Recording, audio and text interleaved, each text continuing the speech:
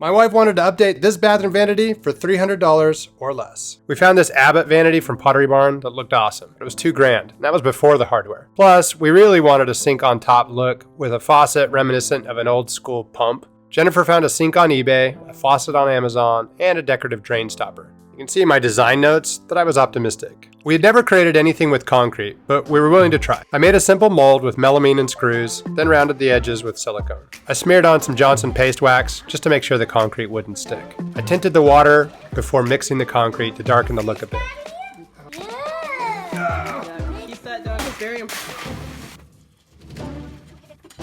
I outsourced the concrete mixing. I used a couple pieces of PVC to create holes for the water coming in and for the water draining out. Here's some metal mesh to strengthen it. I used a sophisticated method of beating on it with a hammer to make sure that all the concrete settled down and made a nice smooth top. While the concrete cured, I pivoted to the vanity base. I did a quick mock-up in Google SketchUp to get a feel for how I wanted it to look. This helped me think through some of the key issues and solve them in design. I figured out where I needed to put the wood relative to the faucet. Unfortunately, you will notice I didn't bother to dimension the drain hole in the middle of the slab. I picked up the wood, I used a router and a chisel to clean up the slots, and the glue up was pretty straightforward.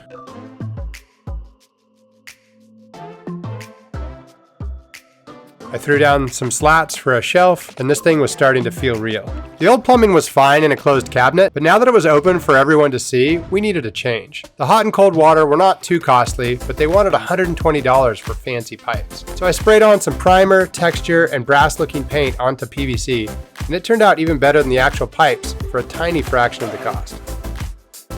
I'd love to hear what you think in the comments. Only one thing left to do, connect the PVC to the sink.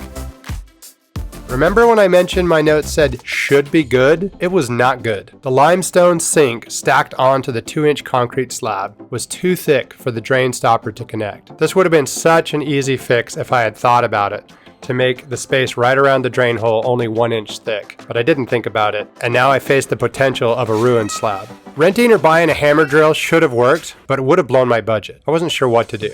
I imagined old school stoneworkers chiseling out tombstone inscription by hand, and I had my idea. I was pretty terrified that I would crack the slab, but with patience and persistence, we were able to carefully chisel it down until I could connect the plumbing. Success! We went from a $2,000 plus the cost of hardware option to getting the exact look we wanted for almost 10 times lower the price, while learning a new set of skills. Chiseling stone by hand worked on this project, but I found a better way to engrave tombstones when I made 3 Disney Haunted Mansion epitaphs for our front yard here. I hope to see you in the next video, and thanks for watching.